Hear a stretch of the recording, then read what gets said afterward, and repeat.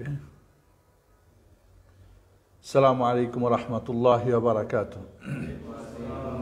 Alhamdulillah, wassalatu wassalamu ala rasulillah wa ala alihi wa sahbihi wa man wala amma ba'd. A'udhu billahi minash shaitanir rajim. Bismillahir rahmanir rahim. Laqad kana lakum fi rasulillahi uswatun hasanah liman kana yarjullaha wal yawmal akhir wa dhakara Allaha katira. গতকালকে আমরা সুন্নতের অনুসারীদের দুনিয়া আখিরাতে যে আল্লাহর পক্ষ থেকে ওয়াদা, সুন্নতের যে উপকারিতা, ত্যাগ করলে তার ক্ষতি নিয়ে আলোচনা করেছি আমরা। আজকে আমরা জানব যে সুন্নি দাবি অনেকেই করেন, অনেকে আশিক ইলাহি দাবি করেন। আল্লাহকে আমি ভালোবাসি এই দাবি অনেকেই করে, বাট আল্লাহ কাকে ভালোবাসেন তার কি কোনো সার্টিফিকেট আছে? লাইলাকে সবাই ভালোবাসত না, লাইলা তো মজনু ছাড়া আর কাউরই ভালোবাসত না। দাবিদার হলেই যে বাস্তবে হবে এমন কথা না। এই জন্যে সুন্নতের প্রকৃত যারা অনুসারী তাদের কিছু আলামত রয়েছে। এক নম্বর, রাসূল সাল্লাল্লাহু আলাইহি ওয়াসাল্লামকে একমাত্র আদর্শ হিসেবে গ্রহণ করা। গ্রহণকারী হবে শব্দটা, নয় গ্রহণকারী। এখন কিন্তু প্রতিটি দলের মতের একজন করে আদর্শ নেতা আছে। কি বলেন? রাজনৈতিক ময়দানে যেমন আছে, ধর্মীয় ময়দানে যার যার একজন করে ওয়ালাইকুম আসসালাম কি রয়েছে? নেতাজি রয়েছেন, এবং তিনি হচ্ছেন তাদের আদর্শ জীবদ্দশায় এবং জীবনে মৃত্যুর পরেও।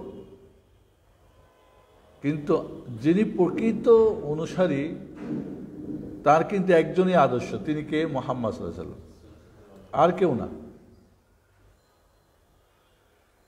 এই জন্য আল্লাহ বলছেন, লাকাদ কানা লাকুম ফি রাসূলিল্লাহি উসওয়াতুন হাসানাহ লিমান কানা ইয়ারজুল্লাহ ওয়াল ইয়াওমাল আখির ওয়া যাকারাল্লাহ কাসীরা। তোমাদের মধ্যে যারা আল্লাহ ও পরকালকে ভয় করে এবং আল্লাহকে অধিক স্মরণ করে তাদের জন্য রাসূলের চরিত্রের মধ্যে উত্তম আদর্শ রয়েছে। আমরা বলেছিলাম যে সবার জন্য রাসূল আদর্শ না, তিনটা জিনিস যার মধ্যে আছে, মনে আছে আপনাদের? এক নম্বর কি? যে আল্লাহকে রাজি খুশি করতে চান, আল্লাহর সন্তুষ্টিকে সব কিছুর উপর রাখেন। দুই নম্বর, আখেরাতে যে বিজয় হইতে চাই, ইয়াউমাল আখির, আখেরাতে বিজয় হইতে চাই। তিন নম্বর, যে আল্লাহকে বেশি বেশি স্মরণ করে। বেশি বেশি মানে বুঝেন তো, জটা করে ঘটা করে হয় না, মাইক দিয়ে আর যৌথভাবে হয় না, ভাড়া করে হয় না। কি বলেন? ভাড়াটিয়া যেটা হয় জটা করে ঘটা করে, ওটাকে আনুষ্ঠানিকতা করে হয়। আর বেশি বেশি যে কাজটা, এটা কি হয়? নফল নামাজ কি বেশি, ফরজ নামাজ বেশি বেশি পড়তে পারবেন? ওটা যৌথভাবে, ওটার সংখ্যা একটা নির্দিষ্ট, কিন্তু নফল আপনি যত পড়েন। রমজান রোজা কিন্তু এক মাসই শেষ, এর বাইরে নাই, রাখলে হবে। নফল রোজা রাখেন সারা বছর আপনি। তাহলে আল্লাহকে বেশি বেশি স্মরণ করার বিষয়টা কিন্তু এটা জটা করে ঘটা করে হয় না। এই জন্যে এই তিনটা জিনিস যদি আপনার মাঝে আনতে পারেন, যে আমার আল্লাহর সন্তুষ্টি ঠিক রেখে বাকি, আখেরাতের বিজয় রেখে বাকি বিজয়, বেশি বেশি আল্লাহকে জিকির করবেন। রাসূল সাল্লাল্লাহু আলাইহি ওয়াসাল্লাম আপনার আদর্শ কি হবেন? আদর্শ একজন, আপনার আদর্শ হিসেবে তাকে আপনি গ্রহণ করতে হবেন। দুই নম্বর, নবী সাল্লাল্লাহু আলাইহি ওয়াসাল্লামকে নিজেদের বিবাদের ফয়সালাকারী ও তার ফয়সালাকে দ্বিধাহীন চিত্তে মান্যকারী, যেটা আমরা এর আগে আলোচনা করছি। অর্থাৎ কোরআন সুন্নাহর আলোকে যে ফয়সালাটা রাসূল দিয়ে দিয়েছেন আমাদেরকে, এটাকে মেনে নেওয়া। একটা তাকে ফয়সালাকারী হিসেবে মেনে নেওয়া। দুই নম্বরে কি বলেন? মনের মধ্যে কোনো দ্বিধাদ্বন্দ্ব না থাকা। আর তিন নম্বরে কি? পূর্ণ আত্মসমর্পণ করা। একটা হলো কি, যে আদর্শ তাকে মেনে নিলাম বিচারক, ওকে, কিন্তু তার ফয়সালাটাকেও বিচারক হিসেবে মানলাম, ফয়সালাটাকেও আমি মেনে নিলাম, কিন্তু ভিতরে আমার মাযহাবের সাথে মিলে না, আমার হুজুরের সাথে মিলে না, আমার বাবা দাদার সাথে মিলে না, মনে একটা খুঁতখুঁত ভাব, তাহলে হবে না। এবং আত্মসমর্পণ মেনে নিলাম, কিন্তু আত্মসমর্পণ করতে গিয়ে আবার সেখানে কম বেশ হবে না, বিষয়টা কিন্তু আমাদের মনে রাখতে হবে। আহমেদ, ওই যে ওখানে মনে হয় কয়েলটাই একটু দূরে দাও আর না অফ করে দাও। আল্লাহ বলছেন, ফালা ওয়ারাব্বিকা লা ইউমিনুনা হাত্তা ইউহাক্কিমুকা ফীমা শাজারা বাইনাহুম থুম্মা লা ইয়াজিদু ফি আনফুসিহিম হারাজান মিম্মা কাযাইতা ওয়া ইউসাল্লিমু তাসলিমা। কিন্তু না, তোমরা তোমার প্রতিপালকের শপথ, তারা বিশ্বাসী মুমিন হতে পারবে না যতক্ষণ পর্যন্ত তারা তাদের নিজেদের বিবাদ বিসম্বাদের বিচারভার তোমার উপর অর্পণ না করে, অতঃপর তোমার সিদ্ধান্ত সম্বন্ধে তাদের মনে কোনো দ্বিধা না থাকে এবং সর্বান্তকরণে তা মেনে নেয়। তিনটা শর্ত, কিন্তু ওখানেও তিনটা শর্ত, এখানেও তিনটা শর্ত। আপনি চিন্তা করেন একটু ঠান্ডা মাথায়, দেখবেন অনেক কঠিন বাস্তবতাতে যদি আমরা চোখ ফেলি, যারা আশেকে রাসূল আর আশেক ইলাহির যারা দাবিদার, মিথ্যুক কোনো সন্দেহ নেই। 3, ইখতিলাফ তথা দ্বিমতের সময় কোরআন ও সুন্নাহর দিকে প্রত্যাবর্তনকারী। দ্বিমত হয়েছে, কোথায় যাবেন? কোরআন সুন্নাহ, যেটা গতকালকে আমরা পড়েছি, ইয়া আইয়ুহাল্লাযীনা আমানু আতিউল্লাহ ওয়া আতিউর রাসূল ওয়া উলিল আমরি মিনকুম ফাইন তানাযাতুম ফি শাইইন ফারুদ্দুহু ইলাল্লাহি ওয়া রাসূল ইন কুনতুম তু'মিনুনা বিল্লাহ ওয়াল ইয়াউমিল আখির যালিকা খায়রুন ওয়া আহসানু তা'ওয়িলা। 4 নম্বর, নবী সাল্লাল্লাহু আলাইহি সাল্লামকে আন্তর্জাতিক রাসূল হিসেবে বিশ্বাসকারী। আন্তর্জাতিক কি জন্যে? কারণ এখন বিশ্ব সব, এখন রাসূল সাল্লাল্লাহু আলাইহি সাল্লামকে আমরা হয়তো উজু গোসলে মানি, ঠিক আছে, আমরা তাহারাতে মানি, আমরা সালাতের কিছু মানি, কিছু পার্টে মানি, আন্তর্জাতিক হিসেবে আমরা মানি না তাকে, মানে সব কিছুতেই এবং সবার জন্য সব ক্ষেত্রে তাকে আমরা মানি না। ওয়ামা আরসালনাকা ইল্লা কাফাতান লিন-নাসি বাশীরান ওয়া নাযীরা ওয়ালাকিন্না আকসারান নাসি লা ইয়ালামুন। আমি তো তোমাকে সমগ্র মানব জাতির প্রতি সুসংবাদদাতা ও সতর্ককারী রূপে প্রেরণ করেছি, কিন্তু অধিকাংশ মানুষ তা জানে না। আমরা ইন্ডিয়া বাংলাদেশ, আমাদের হলো বেরলবি নাহিন, আমাদের হলো কি কাসন্নত দেওবন্দি নেন, অমুক নেই তমুক। তো রাসূল কি তাহলে এখানের জন্য না? বলে না, এটা আরব, উনি যে আরবি নবী, আরবের জন্য, আজমের জন্য না, বা মধ্যপ্রাচ্যের জন্য, এটা ইউরোপ আমেরিকার জন্য না, বা এখানে ইউরোপ আমেরিকা, এখানে আধুনিকতার ব্যাপার আছে। মুহাম্মদ সাল্লাল্লাহু আলাইহি ওয়াসাল্লাম তো মরুভূমিতে এসেছিলেন, তার তো আলাইকুম সালাম ওয়া রাহমাতুল্লাহ। তাহলে তাকে মানে আমাদেরকে সব দেশের জন্য, সব জায়গার জন্য, পরিস্থিতির জন্য তাকে নেওয়া। ওকে, 5 নম্বর, তাহলে রাসূল সাল্লাল্লাহু আলাইহি ওয়াসাল্লামের মানে সুন্নতের অনুসারীদের আলামতগুলো যদি আমাদের জীবনে, আমাদের ব্যক্তি, পরিবার, সমাজ, বিশেষ করে যারা বেশি দাবিদার তাদের জীবনে আমরা দেখি, তাহলে অনেকটাই আমরা অনুপস্থিত দেখতে পাই। এটা দুঃখজনক। 5, নবী সাল্লাল্লাহু আলাইহি ওয়াসাল্লামকে কেন্দ্রীয় ব্যক্তিত্ব বিশ্বাসকারী। কেন্দ্রীয় আমাদের নেতা থাকে সবার আলাদা, এটা আন্তর্জাতিকেও তো সবাই মানতে রাজি না, আবার কেন্দ্রীয় হিসেবে আবার যার যার দলের মতের একজন কেন্দ্রীয় আছে। তবে রাসূল সাল্লাল্লাহু আলাইহি ওয়াসাল্লাম কই তাহলে? 5, নবী সাল্লাল্লাহু আলাইহি ওয়াসাল্লাম এর কথার উপরে কারো কথাকে প্রাধান্য দেয় না। হাদিস বলবেন, এটা তো আমাদের বুজুর্গ বলে না, এটা তো আমার মাযহাবে নাই, এটা আমার দলে নাই, এটা তো বাপদাদা করে না, তারা তো অমুক এই কথা বলেছেন। তাই ইমাম আযম আবু হানিফা রাহমাতুল্লাহ বলেন, তিনি বলেন কি, ইযরিবু কাওলি আলাল হায়ত, আমার কথাকে দেওয়ালে ছুঁড়ে মারো। ইযা খালাফা কাওলাল্লাহ কাওলার রাসূল, যদি আল্লাহ রাসূলের কথার বিপরীত আমার কোনো কথা হয়, তো দেওয়ালে ছুঁড়ে মারো আমার কথা। কিন্তু আমরা নবী রাসূলের কথাকে ছুটতে রাজি, ছুটতে না বলি কিন্তু ছাড়তে রাজি বলি, একটু হয়তো ভদ্রতায় বলি, কিন্তু ইমামের কথা ছাড়তে রাজি না, ব্যক্তির কথা ছাড়তে রাজি না। আর আপনি দাবি করবেন যে আমি মাশাআল্লাহ লম্বা দাড়ি টুপি, এই বাহ্যিক, এটা তো হবে না। 7, নবী সাল্লাল্লাহু আলাইহি ওয়াসাল্লামের সুন্নতের উপস্থিতিতে কারো কথার প্রতি কর্ণপাত করে না। সুন্নত এসেছে, কে কি বলছে দেখার দরকার নেই। 8, ইমামদের কথাকে নবী সাল্লাল্লাহু আলাইহি ওয়াসাল্লামের কথার সাথে মিলানোর চেষ্টা করেন। এর বিপরীত নবী সাল্লাল্লাহু আলাইহি ওয়াসাল্লামের কথাকে ইমামদের কথার সাথে মিলানো অপচেষ্টা করেন না। কি বুঝলেন? ইমামদের মুফতিদের কথা রাসূলের কথার সাথে মিলান, মিললে ভালো, না হলে মা আসসালাম, আসসালামু আলাইকুম রাহমাতুল্লাহ। রাসূলের কথা ইমামের কথার সাথে মিলাই এমনটা না। দুইটা কি পার্থক্য বুঝছেন আপনারা? তাহমিদ বুঝছো পার্থক্য? বুঝো নাই?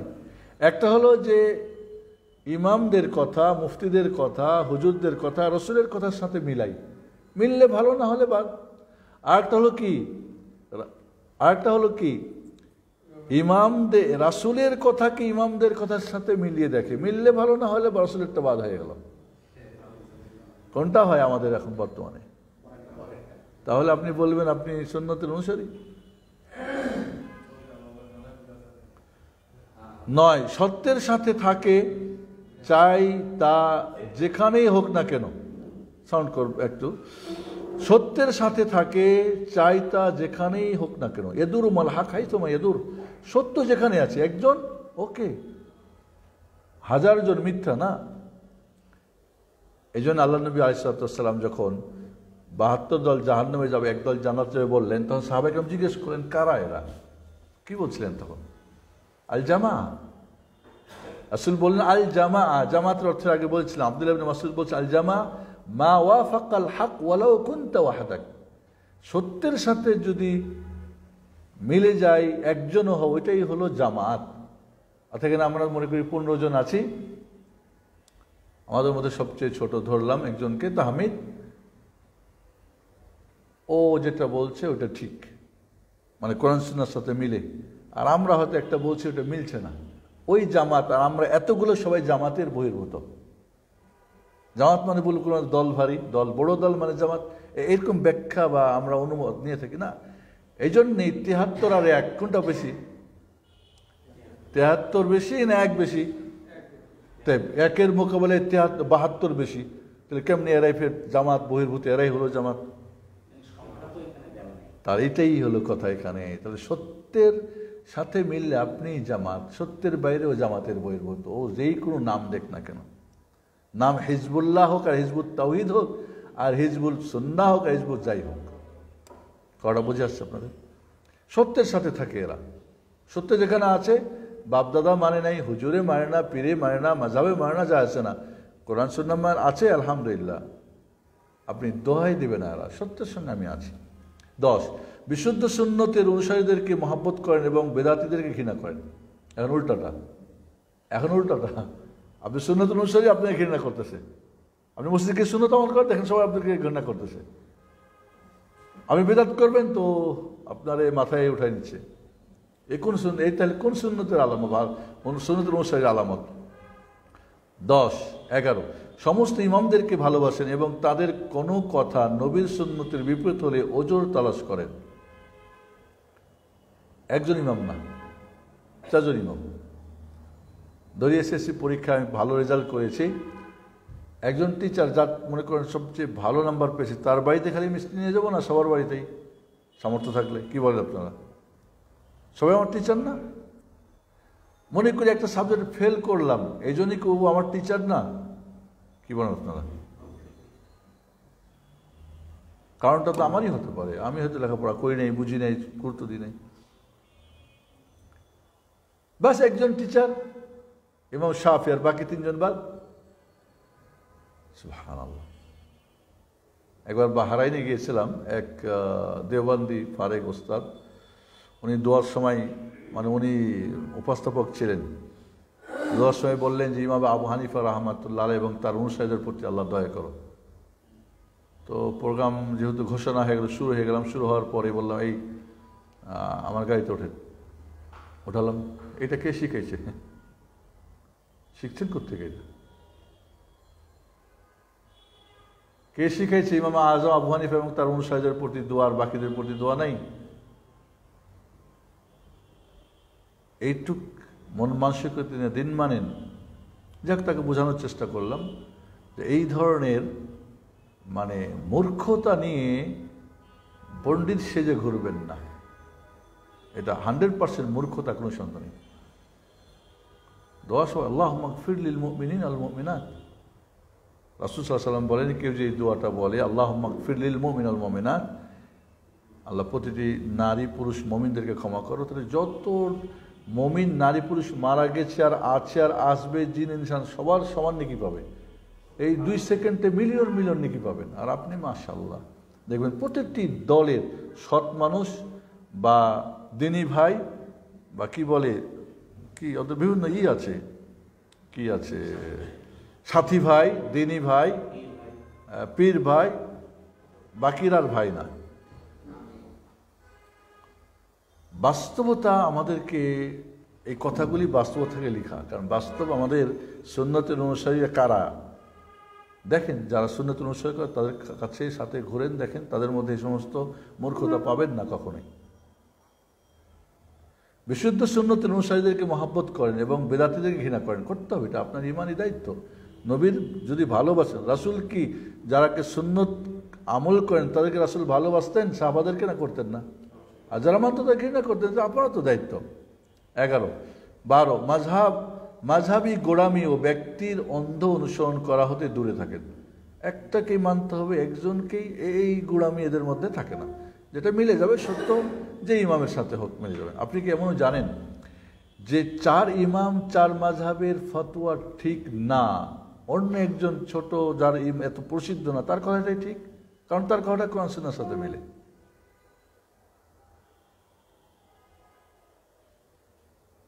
আপনি কি করবেন তাহলে? দোহাই দিয়ে তো লাভ নাই এখানে।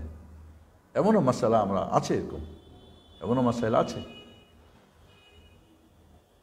যদিও আমি তাদেরকে ছোট করে দেখছি না, অবশ্যই তা অবজ্ঞ, কিন্তু কি আমি ওদেরকে বড় করে দেখতে গিয়ে কি আমি আমার খালারে বড় দেখতে গিয়ে কি আমার মারে ছোট করব?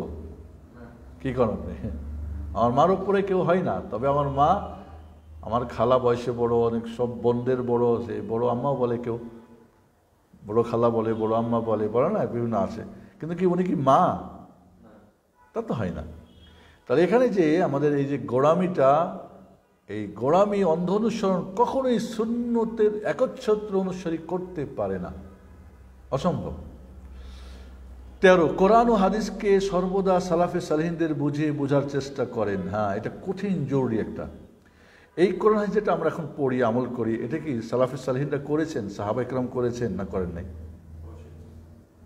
তো ওনারা কি বুঝেছিলেন, ওই বুঝটা নেওয়া, ওনারা যেভাবে বুঝেছে ওই বুঝ নেওয়া, তারা যে আমল করেছে আমল না, তারা যে দাওয়াত তাবলীগ করেছে সেটাই করা, ব্যাস শেষ। কারণ ওদের চাইতে আমরা বেশি বুঝনেওয়ালা কখনোই না, কারণ তারা প্রথম মুআল্লিমের কাছ থেকে সরাসরি শিখেছেন। ঠিক আছে? সালাফে সালিহিন কারা? সালাফ মানে অতীত, সালিহিন মানে নেককার। সালাফে সালিহিন সাহাবা ইকরামদের ব্যাপারে কোনো দ্বিমত নাই, সাহাবা ইকরাম রাদিয়াল্লাহু আনহুম সালাফে সালিহিন সবাই একমত। বাকি এরপরে তাবিঈন একমত কিনা, খায়রুল কুরুনি কারনি সুম্মাল ইয়ালুনাহুম, মানে আমার যুগ, পরের যুগ, মানে যুগ বলতে শতাব্দী, আমার শতাব্দী, পরের শতাব্দী, আর পরের 3 শতাব্দীর আল্লাহ নবী কি স্বর্ণের যুগ বলেছেন। তো এই 3 যুগের বাকি 2 যুগও কি এই সালাফে সালিহিন অন্তর্ভুক্ত কি না, দ্বিমত রয়েছে। কারণ এদের পরে গিয়ে কি হয়ে গেছে, তাবিদের মধ্যে কি হয়ে গেছে, বিভিন্ন ধরনের মত এসে গেছে। তবে সাহাবাদের সাথে মিলিয়ে, কোরআন সুন্নাহর সাহাবাদের সাথে মিলিয়ে নিলে ওকে, মাশাআল্লাহ। তাহলে সালাফে সালিহিনরা কিভাবে বুঝেছেন আর আমরা কিভাবে বুঝতেছি, ঠিক না? আব্দুল্লাহ বিন আব্বাস রাদিয়াল্লাহু তাআলা আনহু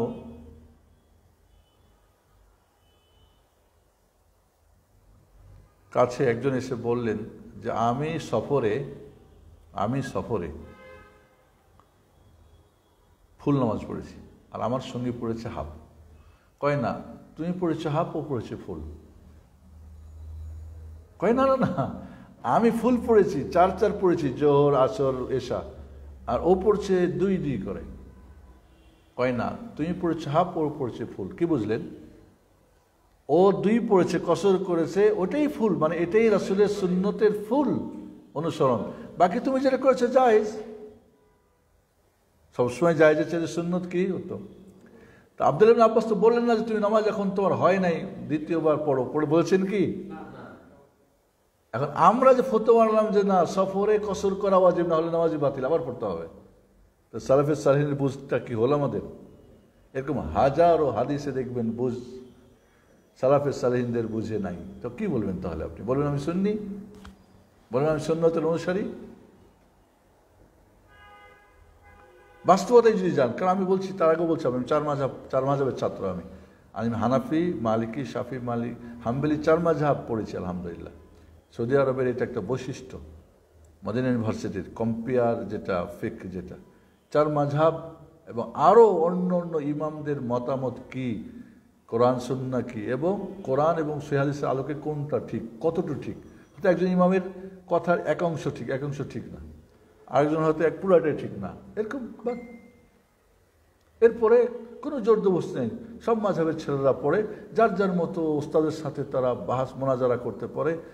একটা মাসলা 3 দিন 4 দিন চলে, সমস্যা নেই, করো। আমরা তো একটা চাপাই দিই। হ্যাঁ, আপনি একজনরে দেখে বিশ্ব সুন্দরী মনে করে বিয়ে করলেন, আর একজন 100 জন দেখে বিশ্ব সুন্দরী দিয়ে বিয়ে করলেন, 2 জন সমান নাকি? আপনি জানলেন যে এটা বিশ্ব সুন্দরী, একজনের দেখাই? কিসের ভাবে কম্পেয়ার করলেন আপনি? কি দিয়ে কম্পেয়ারটা করলেন? এটা অত্যন্ত জরুরি যে কোরআন সুন্নাহকে সালাফে সালেহিনের বুঝা, এছাড়া তার আমলে এবং দাওয়াত ও তাবলীগে তাদেরকেই একমাত্র অনুসরণ করেন, এটাও জরুরি। তাহলে কি বুঝাও তাদের মতো, আমলও তাদের মতো, দাওয়াত এটাকে অন্যকে বুঝানো এবং আমল করানোর ব্যাপারও একই। আপনি মনে করছেন যে কোরআনের একটা আয়াত সাহাবায়ে কেরাম বাদ দিয়েছিলেন, আমল করেন নাই, রেখে দিয়েছেন আপনার জন্য? আপনি ভাবছেন যে একটা হাদিস তারা করেন, রেখে দিয়েছেন, আপনারা আসা পরবর্তীতে নিজে বুঝে করবেন? কখনোই না, কখনোই না। এটা অত্যন্ত জরুরি একটা আলামত। 14, মানুষকে কোরআন ও বিশুদ্ধ হাদিসের অনুসরণের আহ্বান করেন, এছাড়া কোনো মাযহাব বা দল কিংবা তরিকার দিকে ডাকেন না, এটা জরুরি একটা আলামত। আপনি এখন দেখেন যার যার গ্রুপে, দলে, মাযহাবে ডাকতেছে, এটা কোনো কোরআন সুন্নাহর অনুসারীর না, মানে বিশুদ্ধ, মানে সুন্নতের অনুসারীর এটা আলামত না। আপনি যতই দোহাই দেন, দেখবেন ওখানে কিছু না কিছু আপনি ভেজাল করে রাখবেন। উন্মুক্ত আপনি না, আপনি কেন পায়ের মধ্যে একটা বেড়ি বেঁধে দেওয়া। একটা ঘোড়াকে যদি 10 হাত জিঞ্জির বেঁধে দেন, কি করবে? ওর মধ্যেই তো ঘুরতে হবে, এর বাইরে যেতে পারবে? কি বলেন? আর চোখের মধ্যে যদি একটা আপনি চশমা লাগান, কালো লাগালে পৃথিবীটা কেমন দেখা যাবে? কালো। লাল লাগালে লাল, সবুজ লাগালে সবুজ, লাগবে না? লাগবে না, ঠিক না? পানির যদি কালো রং দেন তো কালো হবে, সাদা দিলে সাদা, লাল দিলে লাল। তা আপনি চশমা পইরা আর পায়ের মধ্যে জিঞ্জির বাইন্দা আপনি কখনোই সুন্নতের অনুসারী হতে পারবেন না। জিঞ্জির খুলতে হবে, চশমা খুলতে হবে, দেখতে হবে দুনিয়াটা কেমন। কারণ আপনাকে একটা রঙের চশমা লাগাই দিয়েছে, ওই চশমা দিয়েই দেখবেন, তো ওরকমই বুঝবেন দুনিয়াটা মুখের লাল, কিন্তু খুলে দেখেন তো, দেখেন কত সুন্দর সবুজ, সুজলা সুফলা বাংলার কোকিল ডাকা দেশ, ঠিক না? 15, আল্লাহর হস্তে ভালোবাসেন ও ঘৃণা করেন এবং কোনো মাযহাব বা দল কিংবা তরিকার হস্তে ভালোবাসা ও ঘৃণা করেন না। এখন দেখবেন ভালোবাসা, মানে আপনার আগে বলছিলাম যে দিন, ইসলামের দিনের যে মাসাইলগুলি আছে, লাস্ট চূড়ান্ত যে বিষয়টা সেটা কি? এটাকে বলে আল ওয়ালা ওয়াল বারা, মানে আল্লাহর হস্তে ভালোবাসা, আল্লাহর হস্তে ঘৃণা করা। এইখানে জয়ী যদি হতে পারেন, বুঝবেন ওকে। আমি এটার হকিকতটা শুনেন, খুব সিরিয়াস কিন্তু হকিকতটা, এটা আপনি ভালো করে স্মরণ রাখেন। বৈশ্বিক কোনো কারণেই ভালোবাসা বাড়বে না এবং ঘৃণা ভালোবাসা কমবে না এবং বাড়বে না। মুমিন যদি হয় 100% ভালোবাসতে, কোন দল, কোন মাযহাব, কোন গ্রুপ কি আপনার জানা দরকার। আপনি মুমিন জানেন, মানে আপনার মানদণ্ডে মুমিন না, আর আমার ওর না, দলের না, প্রকৃত কোরআন সুন্নাহর আলোকেও মুমিন যদি হয়, যেই হোক, যে কোনো ভাষাভাষী হোক, যে কোনো রং হোক, যে কোনো দেশের হোক, যে কোনো গ্রুপের হোক, আমার 100% ভালোবাসতে হবে। আর যদি কাফের হয়, সে যেই হোক, বাবা হোক, মা হোক, আর দেশি হোক আর বিদেশি হোক, 100% তাকে ঘৃণা করতে হবে। মধ্যখানে আসি, পাপী মুসলিম, ওকে, ভালো করে খারাপ করে, কিন্তু এমন খারাপ করে না যে দিন থেকে বের হয়ে যায়, ঈমান আছে, ইমান দুর্বল হয়, বাড়ে, কারণ পাপে ইমান কমে, নেকিতে ইমান বাড়ে। এমন ব্যক্তির যতটুক তার মধ্যে ভালো অতটুক ভালোবাসতে হবে, যতটুক খারাপ ততটুক ঘৃণা করতে হবে। কেমনে করবেন? এটা কি দাড়ি পাল্লা দিয়ে মাপবেন? কঠিন জিনিস এটা কঠিন জিনিস। কিভাবে মাপবেন এই লোকটাকে? হাজারো মানুষ, লক্ষ মানুষ ভালো মন্দ করছে, আপনি কিভাবে লোকটাকে মাপবেন? মানদণ্ড দিয়ে 50 ভালোবাসতে হবে, 50 ঘৃণা করতে হবে, 60 ঘৃণা করতে হবে, 40 ভালোবাসতে হবে, 70 ভালোবাসতে হবে, 30 ঘৃণা করতে হবে। কেমনে এই মাপটা করবেন? কি মাপযন্ত্র? আল্লাহ কোন মাপযন্ত্র দিয়েছেন? না, এটা আপনার ইমান দিয়ে। আপনার যদি ইমান ঠিক থাকে, আপনি ঠিক মতো মেপে নেবেন, কোনো সমস্যা হবে না। আর আপনারই গড়বড় থাকবে না, আপনার মাপযন্ত্র। এই দেখেন না, বাজার ঘাটে যত ডিজিটাল এখন দিয়েছে না, এগুলো কোনো ঠিক আছে নাকি? মাইপে দেখেন একটা থেকে একটা দেখেন কম বেশ হচ্ছে, সব ঢিল হয়ে গেছে, টাইট হয়ে গেছে। আমার দেশে তো বাটখারা বিক্রির একটা, কেনার একটা পাওয়াই যায়। পাওয়া যায় না? পাওয়া যায় না। কোনটা নেবেন? আমি একবার একটু বাস্তব কোনটা নেবেন? আরে কোনটা নেব? দেখাই দিল দুইটা, এদিকে আছে, কোনটা নেবেন? মানে এটা ওজনে বেশি, এটা ওজনে কম, এটা হলো বিক্রি করা যায়, এটা কেনার জন্য। তাহলে আল্লাহর রাস্তায়, তাহলে এই লোকটাকে ভালোবাসার মাধ্যমটা আপনার ইমান। যদি আপনার ইমান ঠিক থাকে, আপনি ঠিক মতো মাফ করে নেবেন। যদি না থাকে, তা আপনি মাযহাবের বিভিন্ন দলের মতের এই সেই দাড়ি লম্বা, মুখ টুপি, আপনার পাগড়ি, রং ঢং দেখে আপনি একটা মাপ দিয়ে বাস ছেড়ে দেবেন। সালাম আলাইকুম রহমতুল্লাহ বারাকাতু। ও ওর মতো ওর টুপি না, সালাম দেওয়ার নাই। সালাম আলাইকুম রহমতুল্লাহ, ওর দেনি ভাই না আমি, ওর কি বললেন সাথী ভাই না আমি। সবার একটা কি বাহ্যিক কিছু আলামত আছে, আবার পোশাক আছে, বা চলাই, বা কথা, বা সালাম দেওয়ার কিছু ভঙ্গি টঙ্গি, এই দিয়ে আমরা মেপে নিই আর মনে করি মাশাআল্লাহ জান্নাতের সার্টিফিকেট। এটা অত্যন্ত গুরুত্ব। আর বলছিলাম যে এই জিনিসটা একটু বুঝেন, হকিকতটা কি? বৈষয়িক কারণে বাড়বে না, কমবে না। মুমিন তো আমার 100 বুঝলাম। একজন লোক,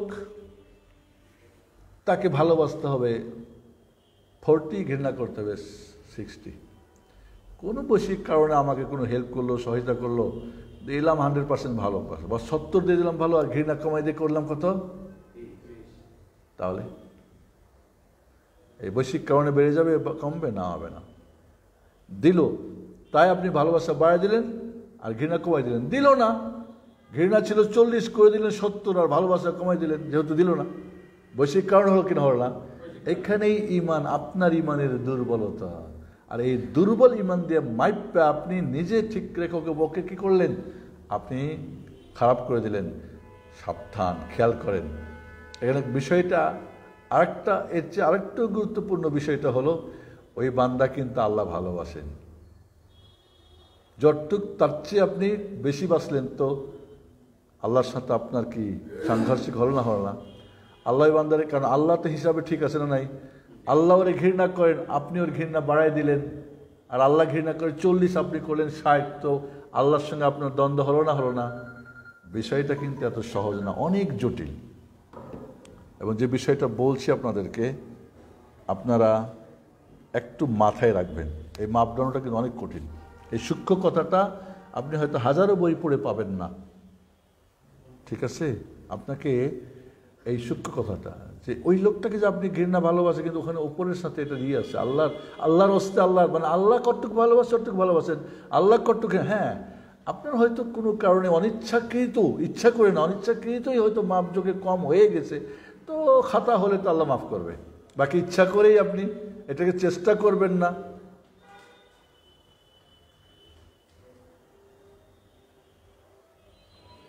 এইখানে আমরা মার খেয়ে গেছি। এইখানে আমি তো বিদেশে থাকছি, সৌদি আরবে বিশেষ করে দেখেছি বহু দেশের মানুষ, কাফের ওর দেশের ওকে ভালোবাসে, মুসলিম আরেক দেশ তাকে ঘৃণা করে। আজব। সালাম দিয়েছি, উত্তর দেয় না। আরেকজন সালাম দিলে সমস্যা।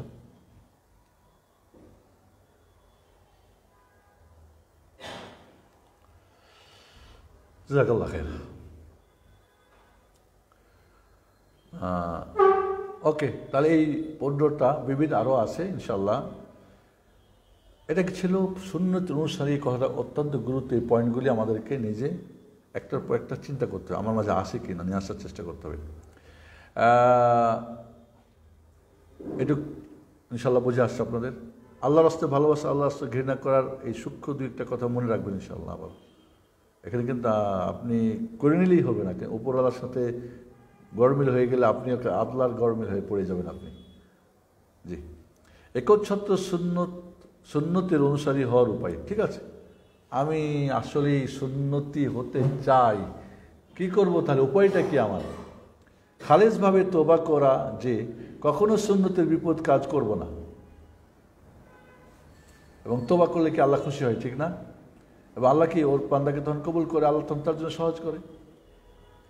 কোরআন ও সুন্নাহকে সালাফে সালেহিনের বুঝে বোঝা, এটা কঠিন, না বুঝবেন তো হবে না, বুঝতে হবে তারা কি করেছেন আমলটা।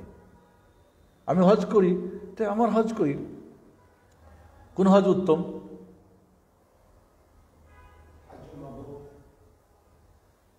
হজ 3 প্রকার, হজ তামাত্তু, হজ কেরান আর হজ ইফরাদ। 3 প্রকার হজ। তামাত্তু হজ মানে উমরা করে নিয়ে হালাল হয়ে গিয়ে পরে আবার 8 তারিখে হজ শুরু করবেন, সেপারেট। কেরান মানে একসাথে 2টা নিয়ত করবেন, হজ আর উমরার হজের। উমরা করে থেকে যাবেন ইহরাম, আবার পরে হজ করবেন, একবারে গিয়ে হালাল হবেন। আর ইফরাদ মানে শুধু হজের নিয়ত করা। আমার দেশের হুজুরদের কাছে যাবেন, হজ কোন উত্তম? কেরান হজ। এটাই বলবে না সবাই? কেরান হজ উত্তম, ইল্লা মাশাআল্লাহ। তো কোনটা উত্তম? সালাফে সালেহিন কি বুঝেছেন? আব্দুল্লাহ ইবনে ওমর রাদিয়াল্লাহু তাআলা আনহুর কাছে ওই শাম দেশ থেকে একজন এসে জিজ্ঞেস করছে, আব্দুল্লাহ ইবনে ওমর, আপনি তো ওমর ফারুকের ছেলে, আপনি খুব যোগ্য, উত্তম হজ কোনটা? কয় তামাত্তু। কয় কি বলেন তামাত্তু? আপনার বাবা বলে ইফরাদ হজ উত্তম। কয় তুমি কইতেছো আমার বাবা কয় উত্তম ইফরাদ হজ, আর আমি বলছি রাসূল বলছেন উত্তম হজ উমরা তামাত্তু। কোনটা নিবে এখন? তো রাসূল কম বুঝেছেন। এখন রাসূল তামাত্তু করেন না, কারণ তিনি সাথে হাদি পশু নিয়ে গেছিলেন, তাই করেন নাই। এবং তারা বলছেন যে আমি পরে যা জানছি, আগে জানলাম এটা সাথে নিতাম না, আমি উমরা তামাত্তু করতাম, ইত্যাদি ইত্যাদি। আলী রাদিয়াল্লাহু তাআলা ইয়ামান থেকে উট নিয়ে আসছে রাসূলের জন্যে, এসে দেখে ফাতেমা রাদিয়াল্লাহু তাআলা আনহু এহরাম খুলে সেজে গুজে আসে। আলী এসে দেখে, কি করছো তুমি? হ্যাঁ, কই রাসূলকে গিয়ে জিজ্ঞেস করো, ইয়া রাসূলুল্লাহ, ফাতেমায় তুমি কি করছো? কই আমি নিয়ত করছি যে রাসূল যে নিয়ত করছে ওই হজটা আমি নিয়ত করলাম, এই বলে আমি নিয়ত করছি, রাসূলের যে নিয়ত আমার ওই নিয়ত, লাব্বাইক আল্লাহুম্মা লাব্বাইক। কয় তাহলে ইহরাম খুলিও না, আমি কেরানের করছি, তুমি কেরান। কিন্তু ফাতেমা, আমি বলে দিয়েছি যারা হাদি নিয়ে আসো নাই সাথে সব হালাল হয়ে যাও। লাউ ইস্তাকবালতু মাস্তাকবারতু মা সুকতুল হাদি। আমি পরে যা জানছি, আগে জানলে আমি সাথে কুরবানির পশু নিয়ে আসতাম না, আমিও তামাত্তু করতাম। এরপরও বলবেন কেরান উত্তম। কেন কেরান উত্তম? কয় রাসূল যে কেরান করেছেন, আল্লাহ কি তার রাসূলকে উত্তমটা না করিয়েই নিম্নটা করাইছে? তো রাসূল কি বুঝেন নাই কোনটা উত্তম? তিনি কি তার সাহাবাদেরকে নিম্নমানেরটা করাইছেন? একই কথা লাগান না, আপনি কি বুঝবেন? এই জন্য বলছি, কোরআন সুন্নাহকে বুঝতে হলে সালাফে সালেহিনদের বুঝতে হবে। এরকম হাজারো দলিল আপনাদের কাছে আছে, যার বিপরীত আমরা বুঝে আমার মতকে ঠিক রাখতে চাই। ছাড়েন, দেখেন সালাফরা কি করছে, নেন, দেখবেন আপনি ইনশাআল্লাহ একচ্ছত্র অনুসারী হয়ে যাবেন। কোরআন ও সুন্নাহকে সালাফে সালেহিনদের মতো আমল এবং দাওয়াত তাবলীগ করা, জি, তাদের মতো আমল করেন এবং তাদের মতোই দাওয়াত তাবলীগ করেন। নবী সাল্লাল্লাহু আলাইহি ওয়াসাল্লাম, সাহাবা কেরাম ও তাদের অনুসারীদের সিরাতকে সঠিক মানহাজে জানা। নবী সাল্লাল্লাহু আলাইহি ওয়াসাল্লাম ও সাহাবায়ে কেরাম যারা আছেন এবং তাদের অনুসারী যারা তাবে তাদের মানহাজ সিরাতকে সঠিক মানহাজে জানা, মানে ওদের জীবনী মানহাজ, মানে ওদের আদর্শ, কীভাবে ওদের আদর্শ ছিল, কীভাবে কেমনি কী করেছেন, সেইভাবে বোঝা। 5, ঝগড়া ও বিবাদের সময় কোনো শর্ত ছাড়াই কোরআন ও সুন্নাহর দিকে ফিরে যাওয়া। মানব, তবে মানব। আপনারা জানেন তো এই রাজার ঘটনা, জানেন না? রাজামশাই বলছে যে আমারে বুঝাই দিবে, তারে আমার বেটির সঙ্গে বিয়ে দেবো, অর্ধ রাজ্য লিখে দেব। এই কথা শুনে রাজার বেটি আর রাজার ওয়াইফ কান্নাকাটি আর তো বহুত পেরেশান। কি সর্বনাশ!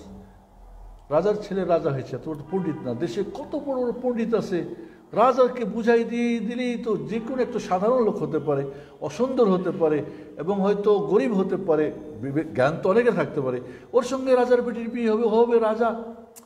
এটা একটা পেরেশানি না? পেরেশানি না?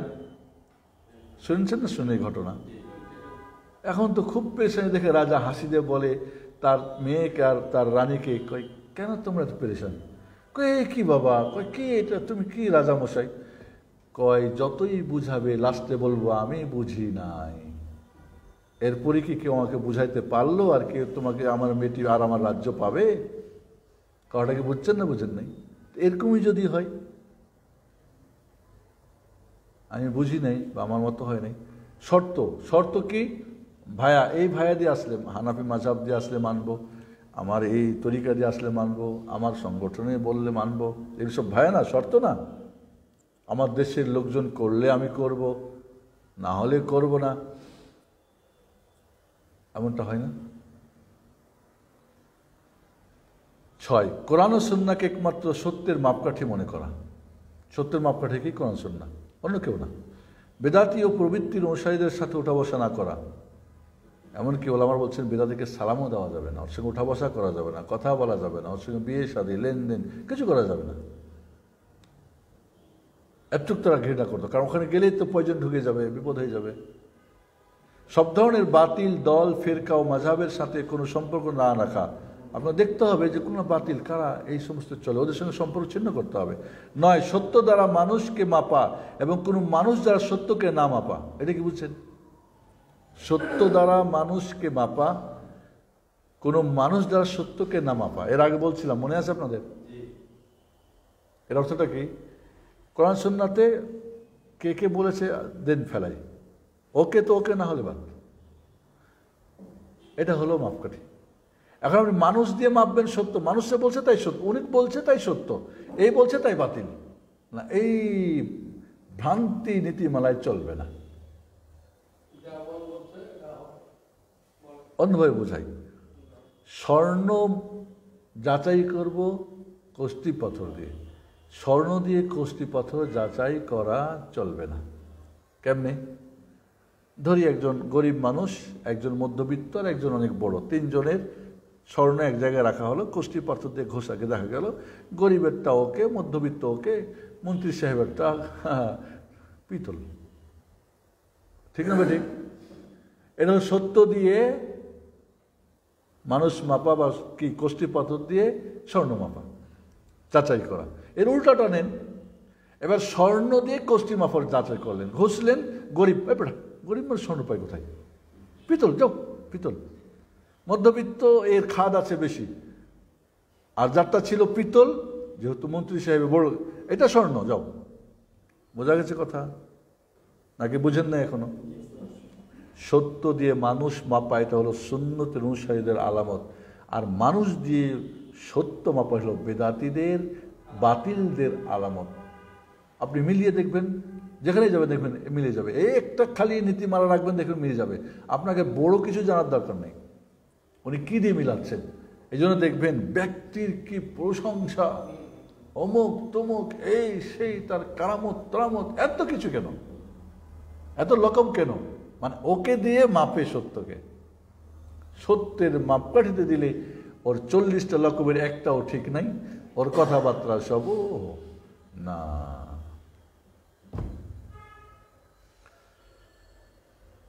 কথাগুলি সত্য, আল হাক্ক মররান, সত্য কি হয়? তিতা হয়। আর সত্য ভারীও হয়। ভারী হয় না? এর আগে বলছিলাম সত্য ভারী। সত্য ভারী না? ভারী না? কেমন ভারী? যে সাপোর্ট করে না আপনার নাফসে আম্মারা, করে না আপনার দুর্বল ঈমান, করে না আপনার দুর্বল জ্ঞান, করে না আপনার আখলাক, করে না আপনার পরিবেশ, করে না আপনার পরিবার, করে না আপনার সমাজ, করে না আপনার দেশ। এই কি কই? এরপর আপনাকে নিতে হবে। কঠিন না? কঠিন না?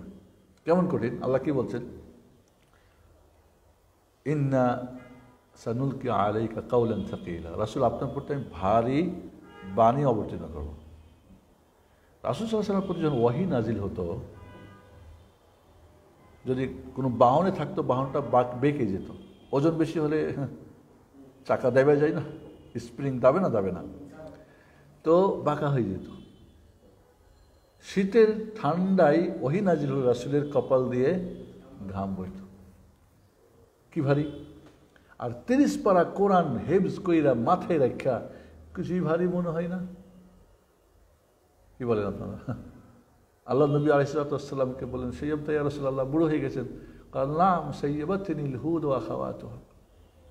হুদ, সূরা হুদ এবং তার যে বোন সূরাগুলো, যেগুলো আখিরাতের কথা আছে, বিশেষ করে সূরা হুদের ফাস্তাকিম কামা উমিরত, যেইভাবে আপনাকে নির্দেশ করেছে ওইভাবেই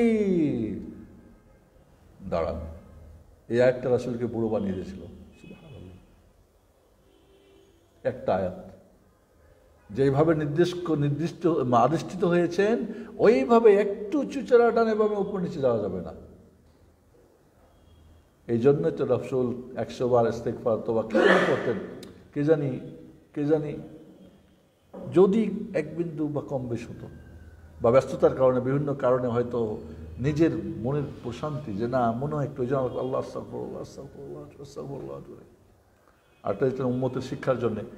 তাহলে আয়াত নাজিল হতো, রাসূল সাল্লাল্লাহু আলাইহি ওয়াসাল্লামের প্রতি তার ঘাম বের হতো, নয় যেত। কি কোরআন তো, এই তো আয়াতগুলি তো, কেন নিচু হয়ে যাবে, কেন ঘাম আসবে? আপনার জীবন ধরে ঘাম আসলো না পড়ে? হ্যাঁ, আয়াত খালি ঝুঁকে পড়েই যাচ্ছেন, একদিনে পুরো 30 পারা কোরআন খতম দিয়েছেন, কি সবিনা করে দিচ্ছেন।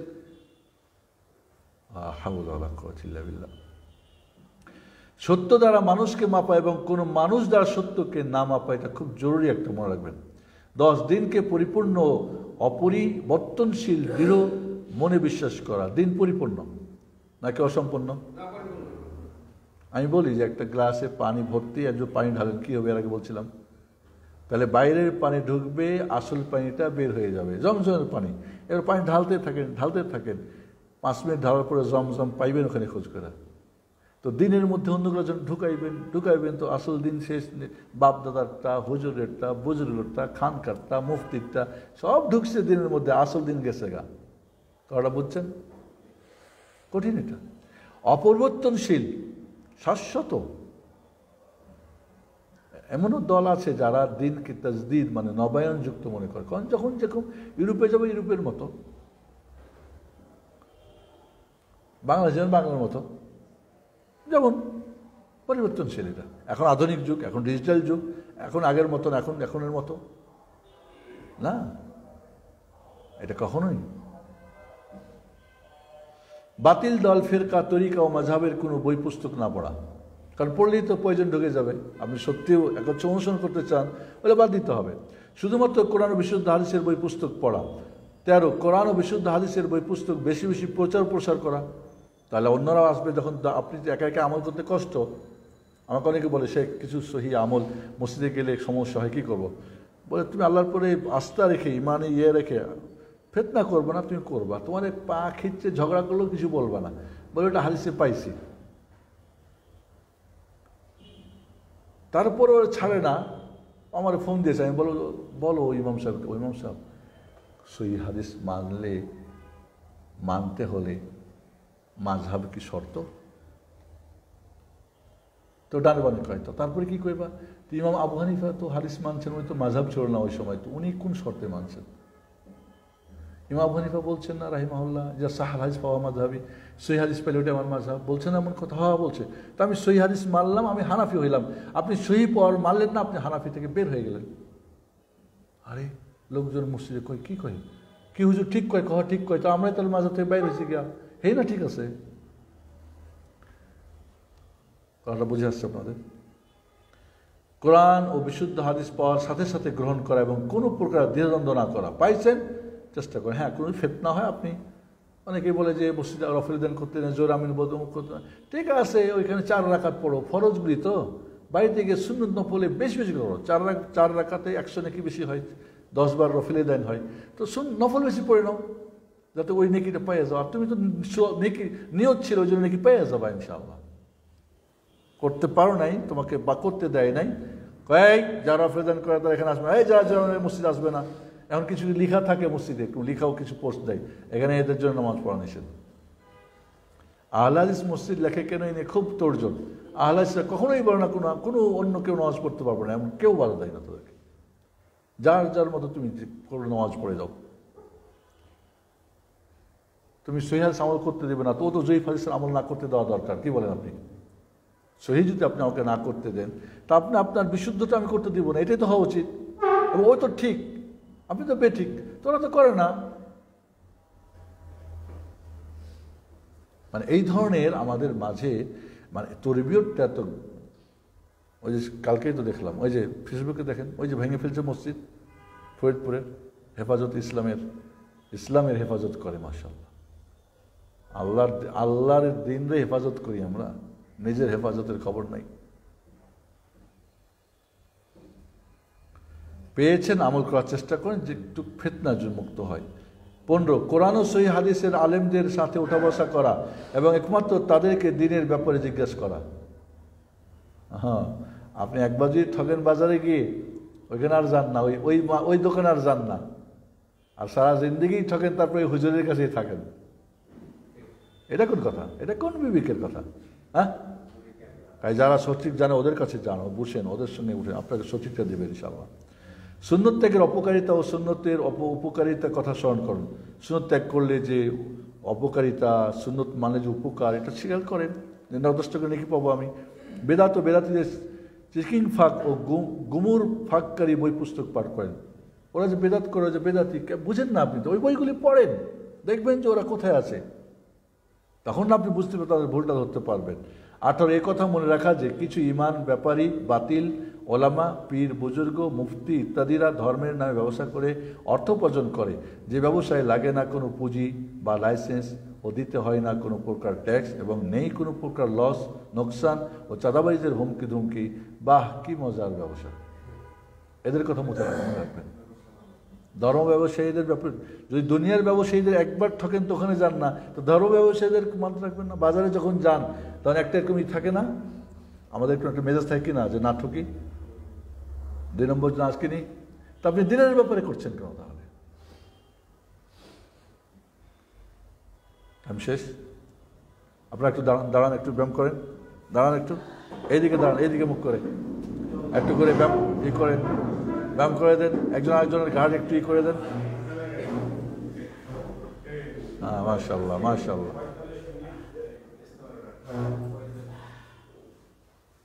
জি, ঘুরেন আপনারা, দেন আবার এদিকে। হ্যাঁ, বিসমিল্লাহ। আমার প্রজেক্টরটা একটু নড়ে গেছে, ঠিক করে দাও।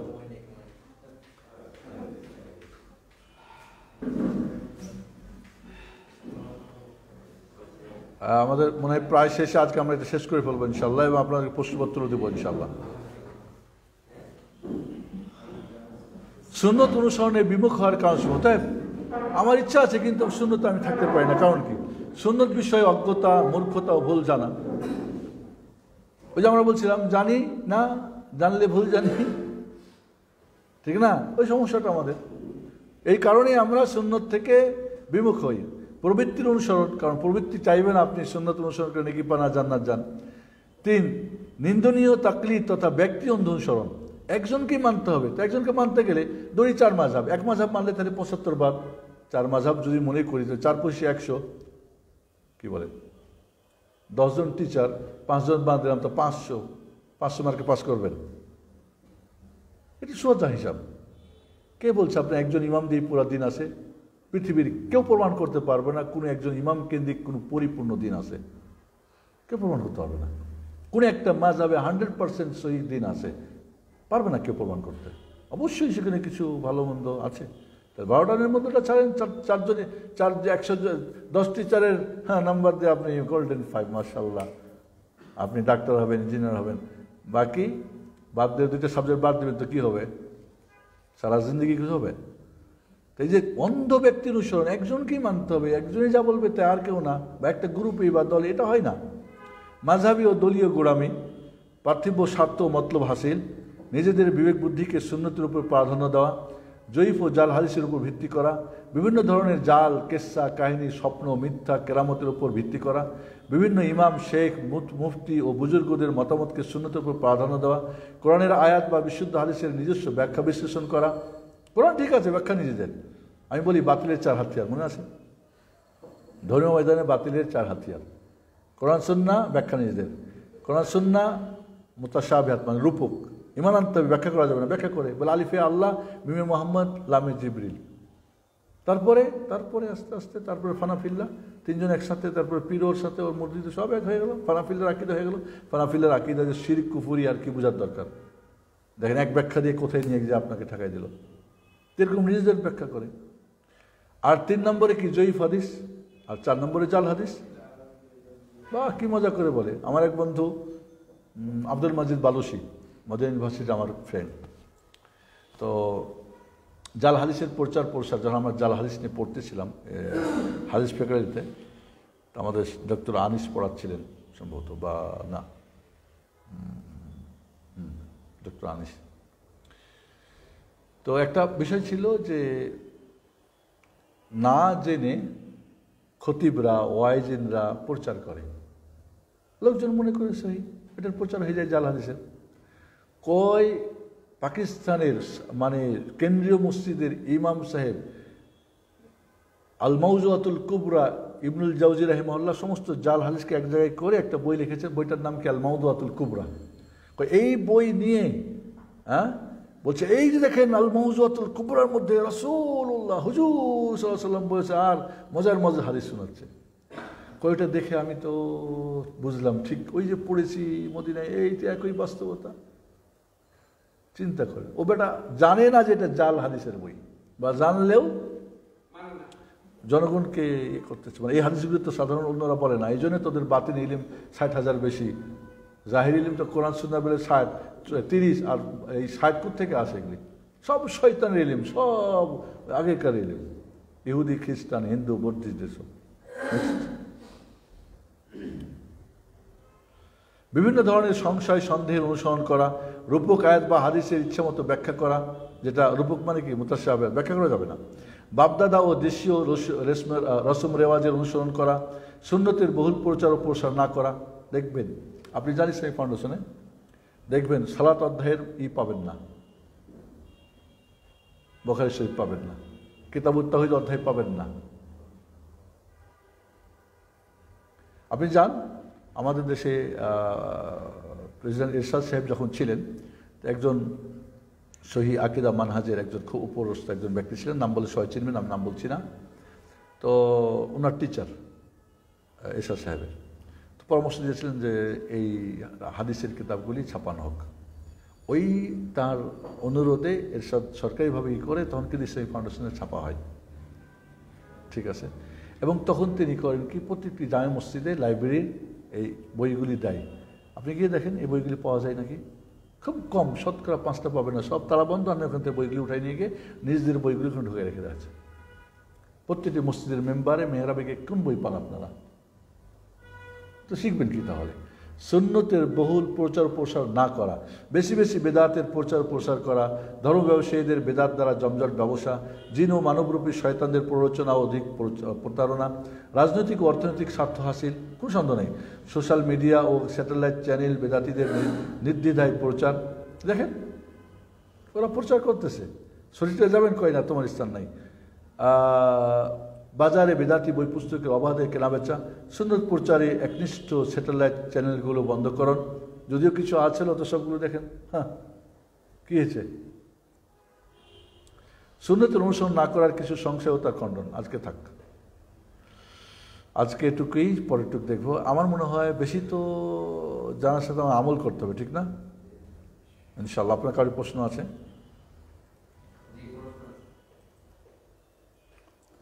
আপনাদের এতে আকিদা কোর্স লেভেল 1 পরীক্ষা প্রশ্নপত্র নমুনাপত্র, পরীক্ষা আর প্রশ্নোত্তর একটাই আর কি, প্রশ্ন উত্তর। আমাদেরকে যে কোনো 10টি আপনি লিখবেন, এখানে আমরা দিয়েছি। প্রথম, দিনের মূলনীতি কয়টি ও কী কী, এটা কিন্তু আপনারা বুধবারে লিখে নিয়ে আসবেন, হোয়াটসঅ্যাপে দিয়ে দেবো প্রশ্নগুলি, উত্তর লিখবেন। 2, আল্লাহ তাআলার সঠিক পরিচয় জানার 3টি মাধ্যম উল্লেখ করুন। কীভাবে আল্লাহকে জানবেন? আল্লাহকে যে আমরা জানবো, কীভাবে জানবো? তার 3টি মাধ্যম, অনেকগুলি আমরা আলোচনা আছে। 3, আল্লাহ তাআলার পরিচয় জানার ব্যাপারে মানুষ কত প্রকার ও কী কী। আল্লাহকে জানার ব্যাপারে মানুষ কত প্রকার এবং কারা, কী কী কত প্রকার, ওইগুলা কারা, সুসংক্ষেপে সব কিন্তু শর্ট, লম্বা কিছু লিখবেন না। দিন কায়েমের নবী রসুল গুণের পদ্ধতি কী? দিন যে কায়েম করবো আমরা সবাই দিন কায়েমের কাজ করতেছি, কিন্তু নবী রসুলের পদ্ধতিটা কী, সেটাই তো অরিজিনাল পদ্ধতি। তাই জান্নাত ও জাহান্নামের চাবি কী, সব যত ছোট করে সংক্ষেপে। তাওহীদ ও শিরকের আবিধানিক অর্থ কী, তাওহীদ বলতে কাকে, তাওহীদ কী, শিরক কী, তাওহীদের সংজ্ঞা লিখন। ছোট শিরক কত প্রকার ও কী কী। শিরক থেকে বাঁচার 5টি উপায় উল্লেখ করুন। শিরক থেকে বাঁচার 5টা উপায় উল্লেখ করুন। 10, সুন্নতের 6টি মানদণ্ড কী কী উল্লেখ করুন। শুধু হেডলাইনগুলো, মানদণ্ড গতকালকে তো আলোচনা করছি, ঠিক না? সঠিক উত্তরের পাশে টিক চিহ্ন, ভুলের উত্তরের পাশে ক্রস চিহ্ন দিন।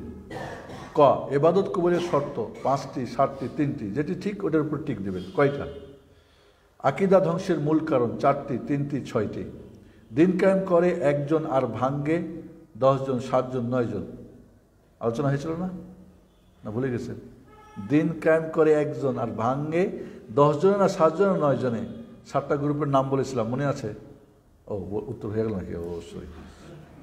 তাওহীদ জানা, বিশ্বাস করা ও মানা, সুন্নত, ফরজ, মুবাহ কোনটা?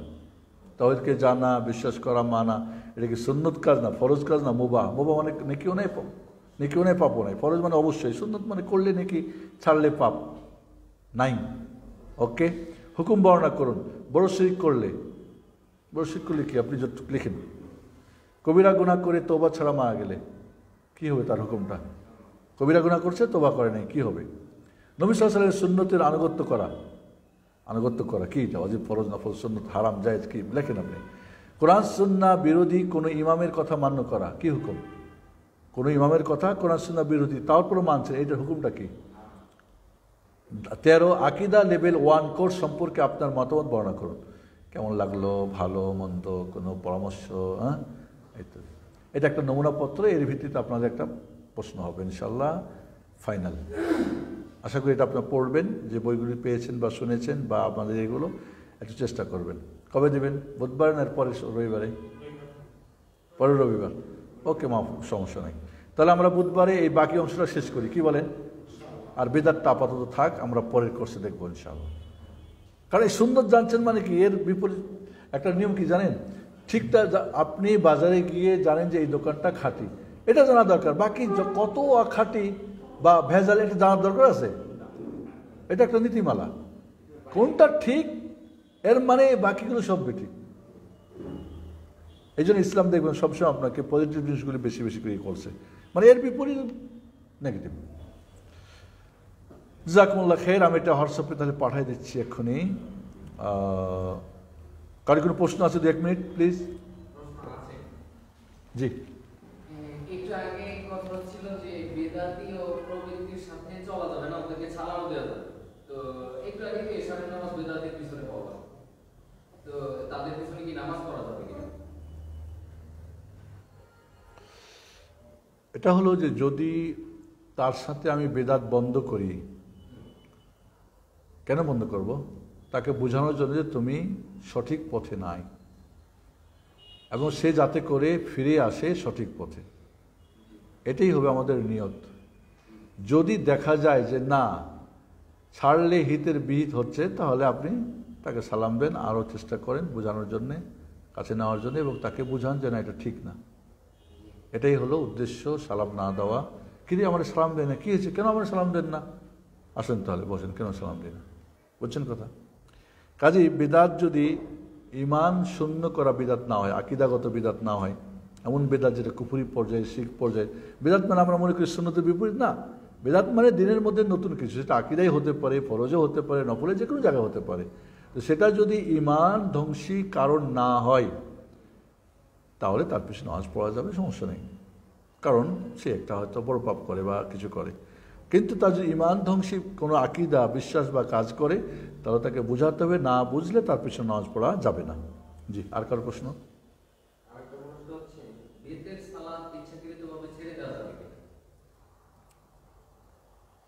বেতের সালাত আমাদের ইমাম, আজম আবু হানিফা রহমতুল্লাহর মতে বা হানাফি মাযহাবে এটা ওয়াজিব।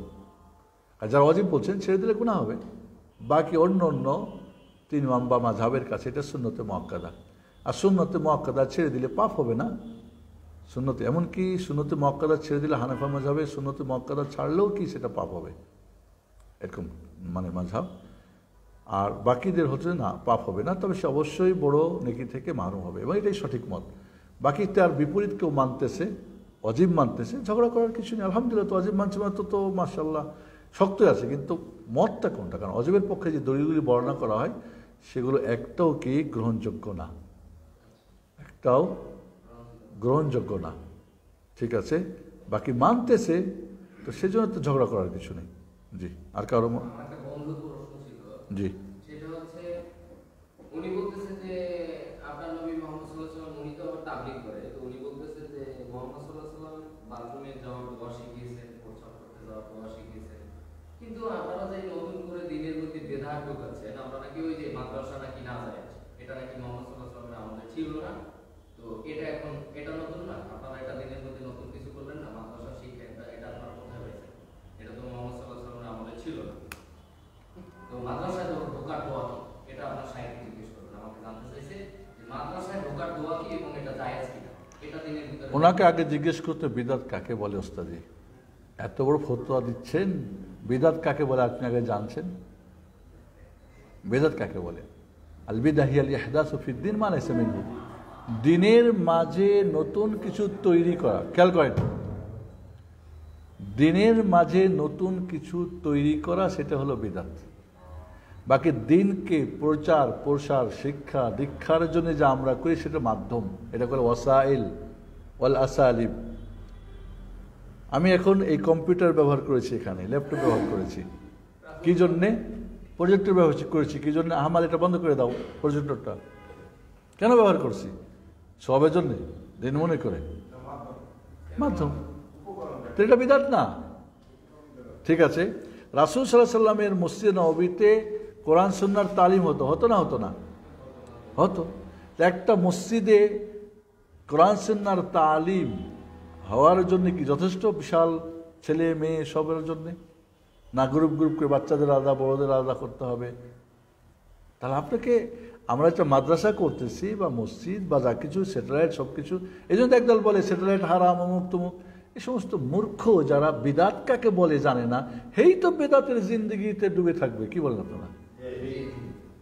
এই জন্য আমাকে বলেন যে হুজুর বিদআত কাকে বলে, আগে বিদআতের সংজ্ঞাটা বলেন।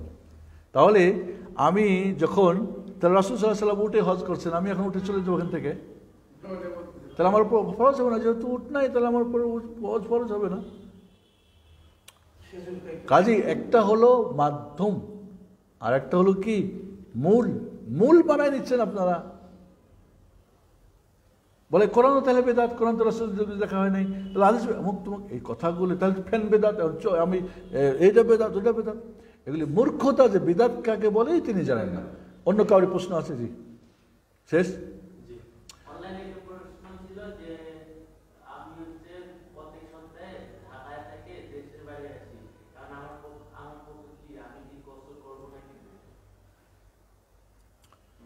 প্রশ্ন হলো প্রতি সপ্তাহে আমি ঢাকা থেকে গ্রামের বাড়ি যাই, আমি কসর করব কি না? আপনার বাড়িতে যান, বাড়িতে যাওয়া মানে তো আপনি মুসাফির না। বাড়ি কি সফরের জায়গা হয়? কেউ সফরকে কি বাড়িতে যায়? মুসাফির যাকে বলে, কারণ কসরের জন্যে কিন্তু শর্ত মুসাফির হওয়া, আর মুসাফিরের জন্য শর্ত হলো যে বেশিরভাগ ওলামারা বলেছেন তার দূরত্ব সীমা, সময় সীমা নির্দিষ্ট করেছেন, ঠিক না? কিন্তু কমপক্ষে যদি আপনি এটুকু মানেন যে মুসাফির আপনাকে বলা হচ্ছে কিনা। মুসাফির কি? যে আপনার সঙ্গে ব্যাগ ব্যাগেজ নিয়েছেন, কাপড় চোপড় নিয়েছেন, খাওয়া থাকার কোনো স্থায়ী কোনো ব্যবস্থা নাই, ঠিক আছে, সেখানে আপনার একটা টেনশন থাকে, একে বলে মুসাফির। তো বাড়িতে যেহেতু গেছেন, শ্বশুর বাড়ি হোক আর নিজের বাড়ি হোক, এটা বাড়ি ইনশাল্লাহ। যেখানে আপনি বাড়ির সুযোগ সুবিধা পাবেন সেটা আপনি মুসাফির না। আপনি মুসাফির না, মুসাফির আপনি। ওটা বাড়ি না, আপনি হোটেল বলছেন, কিন্তু হোটেল বলছেন। এই জন্য দেখেন একটা মাসালা শোনায় আমাদের অনেকেই, এটা শুনেছি আমি অনেকেই, যে মক্কায় গিয়ে মহিলারা হারামে গিয়ে নামাজ পড়বে না, কোথায় পড়বে? হোটেলে পড়বে। কারণ মহিলাদের বাড়িতে নামাজ পড়া উত্তম মসজিদের চাইতে। তো ওস্তাজি আপনি কি একবার ভাবছেন হোটেলটা তার বাড়ি না? আপনি বলছেন হোটেল বাড়ি না, কিন্তু বাড়ি উত্তম, কিন্তু মসজিদে চলে গেলে কিন্তু 1 লক্ষ গুণ বেশি নাকি পাবেন, এবং উনি ওই জন্য গেছেনও বেচারি। তা আপনি ভালো কোনটা ভালো বোঝাচ্ছেন আপনি? বাড়ি তো না, কোনটার সঙ্গে কোনটা অনেকেই ধর দেখি। কাজে হাদিস কোরআন বোঝার শব্দটাও বোঝার চেষ্টা করতে হবে। আমি মনে করি যে কোরআন হাদিস বুঝতে হলে অ্যারাবিক, কারণ বাংলা দিয়ে কিন্তু অনুবাদ, আপনি 1 ডজন অনুবাদক অনুবাদ করেছেন, আপনি দেখবেন অনুবাদের মধ্যে হয়তো অনিচ্ছাকৃত ভুল হয়েছে অথবা ইচ্ছাকৃত ভুল হয়েছে, তার মতের সঙ্গে মিললে ওই হাদিস বাদ দিয়েছে বা শব্দ চেঞ্জ করে দিয়েছে। এখন রাসূলের যদি অনুবাদ হয় নেতা, তাহলে কি হলো? আমার নেতা, আপনার নেতা, মোহাম্মদ সাল্লাল্লাহু আলাইহি ওয়াসাল্লাম নেতা, আর মোহাম্মদকে নেতা বলে তাহলে আমারও নেতা। নেতা নেতা মানে ও যে কেউ ও সকম, ব্যাস ওটা চলে এটা চলে। মোহাম্মদ সাল্লাল্লাহু আলাইহি ওয়াসাল্লাম নেতা, আবু বকর নেতা, উনি খলিফা, খলিফার নেতা সমান মনে করছো? এই তোমাদের প্রচলিত নেতা। কাজে শব্দের যে ব্যবহার, মনে করেন দাওয়াত, দাওয়াত মানে কি? আন্দোলন, বিপ্লব, দাওয়াত মানে বিপ্লব। এই জন্যে সুন্নতের অনুসারীদের একটা আরও আলামত হলো যে কখনোই তারা কোনো বেদাতি শব্দ ব্যবহার করবে না, শব্দগুলো তারা কোরআন সুন্নাহরই ব্যবহার করবে, বিশেষ করে আকীদার ব্যাপারে। আর আকীদার ব্যাপারে আমি মনে করি আমাদের শেখ আবু বকর জাকারিয়া, উনি অনার্স মাস্টার্স পিএইচডি করেছেন, কি বলে মাস্টার এবং পিএইচডি করেছেন। আমি মনে করি বাংলাদেশের মাটিতে আকীদার ব্যাপারে আলহামদুলিল্লাহ ওনার কাছে আমাদের শেখা দরকার সবারই, কারণ উনি যেহেতু এই বিষয়ে পণ্ডিত। এক এক বিষয়ে এক একজন, যদিও এমবিবিএস তো সব ডাক্তারই হয়, কিন্তু তারপরে স্পেশাল পরে কনসালটেন্ট হয় না?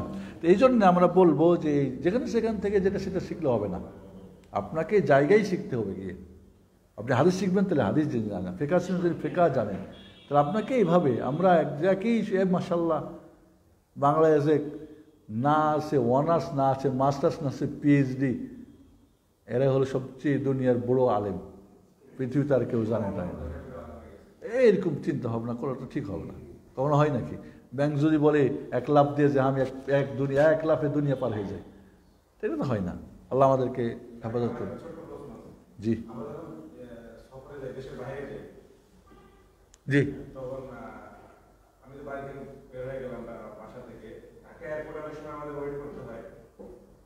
হ্যাঁ জি জি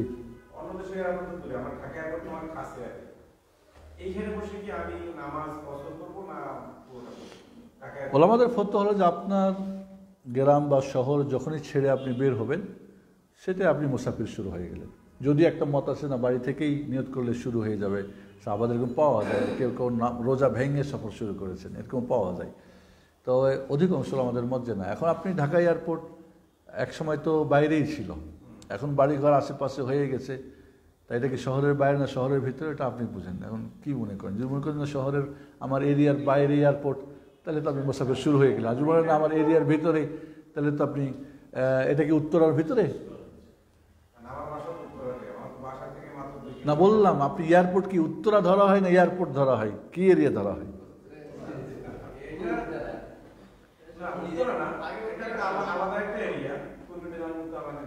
আলাদা এরিয়া হলে আপনি আপনার এরিয়া ছাড়লে এখন মনে করেন পুরা ঢাকা শহর, তাহলে কি আমি উত্তরা পুরা ঢাকা ছাড়লে তারপর মুসাফির হবো, নাকি আমি উত্তর থেকে উত্তর এরিয়া ছাড়লে হবো? সেটা তো একটা কথা। পুরা শহর ছাড়তে গেলেও তো কিছু শহর আছে যেটা শহর পার পুরা শহরে হয়তো মুসাফিরের আয়তনে চলে আসবে। সুবহানাকাল্লাহুম্মা ওয়া বিহামদিকা আশহাদু আল্লা ইলাহা ইল্লা আনতা আস্তাগফিরুকা ওয়া আতুবু ইলাইক। আসসালামু আলাইকুম ওয়া রাহমাতুল্লাহি ওয়া বারাকাতুহু। জাযাকুমুল্লাহু খাইরান ওয়া বারাকাল্লাহু ফিকুম।